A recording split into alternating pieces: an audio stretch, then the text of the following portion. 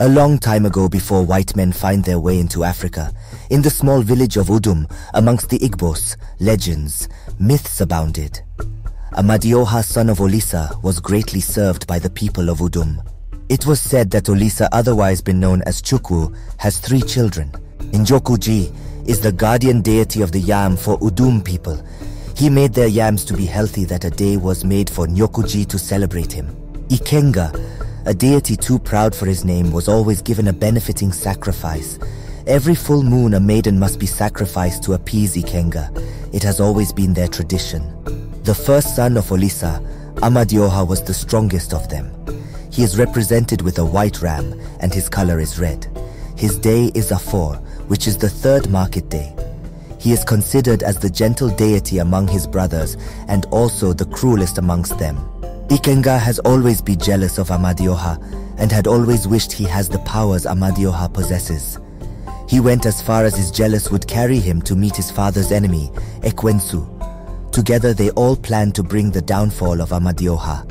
One day Amadioha didn't know what came over him, and he struck the village of Udum with thunder and lightning. Were it not for the intervention of his father Olisa, the people of Udum would have been wiped out from the surface of the earth. Because of what he did, the people swore never to engage anything that has to do with Amadioha again. Amadioha was soon forgotten. Amadioha became a myth that was told as a story of how he nearly destroyed Udum. In Udum village live a young couple that has been newly married. "Chi, I hope my meal is ready because I am heavily famished," Chi husband, Okoro, said as he dropped his farm tools and sat down near his sulking wife.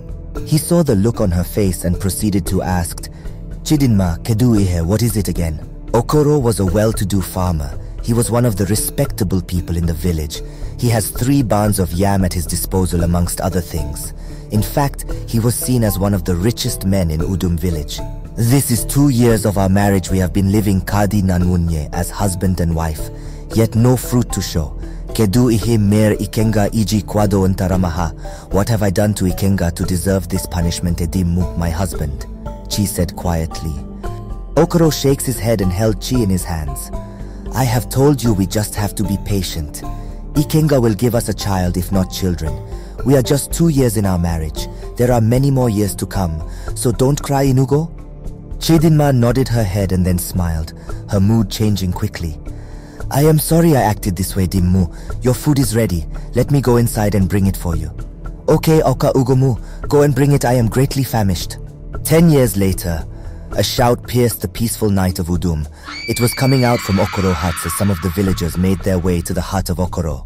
"It has happened again. My enemies are at work," Okoro said to his viewers as they watched him crying hysterically. His wife Chidima was not left out.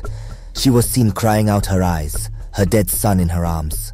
"Hodiegu, what is happening, Okoro, to you and your family? First it was Adana who died and now your son is dead too. What is really happening?"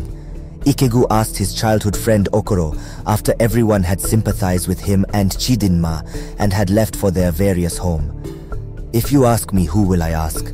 I have did everything instructed by Ikenga orders, but still yet it happened again. This would be the 3rd child we are losing in just 12 years of our marriage.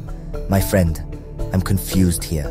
I think you should go and appease Ikenga again," Ikegu said after a while. "How many times do you want me to appease Ikenga?" Okoro asked. "How will I know? I am only saying you should go and meet the chief priest and tell him to beg Ikenga on our behalf. I have said my own, Okoro." Okoro heaved a sigh. "If you say so, I will do exactly what you said." Chedinma, who have been eavesdropping on their conversations, came out after Ikegu had left. "You want to appease Ikenga, so that he would kill my child again, not this time. We have no other options than to dance to the tune of Ikenga. He may be testing our patience to know the kind of person we are." "Testing who? Look, Dimmu. I have heard that patient enough. Our people say, if there is a will, there is also a way. I will not go to Ikenga shrine and appease him again. After all, we have wasted a lot of cows, goats and various type of things just to appease this god called Ikenga," Chidinma said. "So what do you expect me to do? What do we do?" Okoro asked. Chidinma started smiling. "It is now that you come. My late mother once told me about a strong Idibia in Umuome village. He is a very power Idibia, Nuku Idibia. They say his own god listens to him. I want us to go and visit him." Chidinma explained. Well, there is no harm in trying. We will set for Umu-Ome village first thing tomorrow, and do not tell anyone about this. You know women's mouths are too wide to keep a secret. I don't want to hear anything. The couple journeyed through the village and went straight to the Idibia, after asking some of the villagers the direction to his shrine. When they got there, they were surprised when the Idibia told them, "I have been expecting you since. You are highly welcome to my abode. You can sit down." The Idibia pointed to a raffle mat position nearer to his gods. Chidinma and her husband Okoro sat down fearfully. As if feeling their fears, he said, "Do not be afraid. You have come to seek solutions to what has been happening in your family. Am I not right?" "You are much right, wise one. We came all the way from Udum to Umu-Ome to seek for a solution, and we were told only you can help us out of our predicament," Chidinma said. The Idibia nodded his head. He turned and faced his gods, taking his gong and started beating it. "The heavy masquerade that is asleep, I wake you up from your slumber." After beating his gong for a while, he turned to face the couple. "Your children that have been coming to you are all ogbanje children. Even the one in your womb now will die after 5 years on earth." Chidinma, expressing shocked over what she just heard, she kept a firm hold on her stomach. Okoro was not left out. He was shocked. "Wise one, please, what do you advise us to do? Please, we don't want to lose another child again," Okoro pleaded. The Idibia beat at his gong again and turned to face the couple again. "It is said when a tortoise walks slow, a plan is taking shape in his cunning head. Well, there is a way to stop this child you are carrying from dying. You did the right thing by coming here. Please, what can we do to stop my children from dying?" Okoro asked. "If you are ready, then I will have to send away the ogbanje evil spirit in the child's body. After that, the child won't die.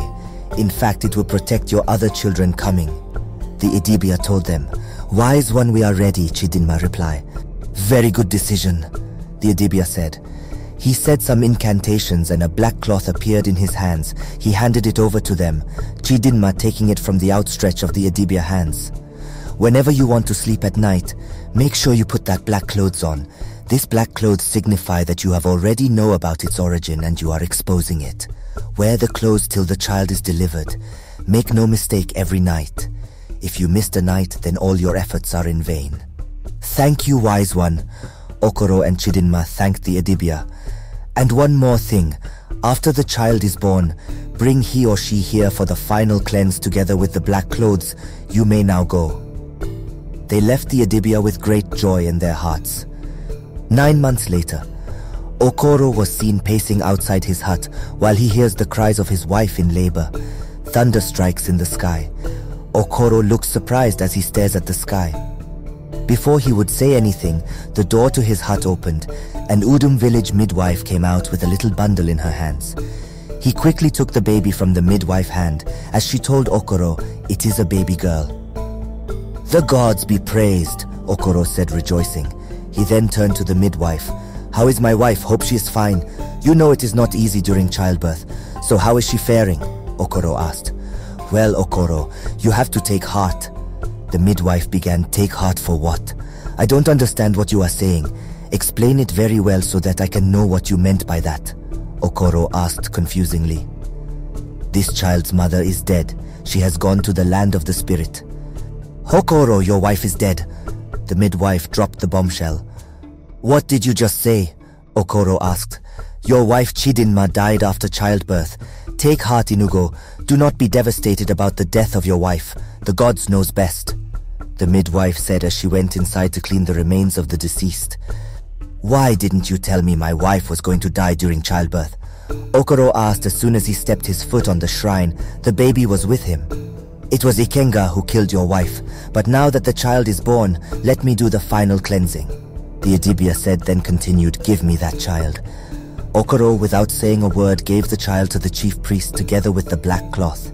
He then lifted the child up and started saying the incantations meant for ogbanje children. After a while, he wrapped the black cloth on the child and threw some kola nut on the child. He unwrapped the child from the clothes and gave the child back to her father. "It is done, but know this. She shall bear no other name than Ogbanje." The Idibia finally said, "Ogbanje? Why that name, wise one?" She is one of the daughters of O.G.B.A.N.J.E, who came to torment their human parents by dying and coming back to life, then repeating the process again. But I have prevented her from going back to her world. She is now here to stay and dwell amongst us. Thank you, wise one. Okoro left the shrine after the Idibia had burned the black clothes to ashes and sprinkled the ashes on air. The burial of Chidinma came and gone, but she was greatly missed by Okoro and some of her friends. Okoro has to beg one of the nursing mothers to help him nurse Ogbanje, promising her payment after she has rendered her services. It was on this process that Okoro decided to take a second wife from Umu Apam, a neighboring village close to theirs. Okoro got married to Adaku, the daughter of a late palm wine tapper. Okoro greatly loved his beautiful wife. In fact, all the whole Udum village loved to take a glimpse of her ebony black whenever she passes by. Some had even wondered how Okoro had seen this beautiful damsel. But unknown to Okoro, his beautiful wife Adaku was a witch in disguise.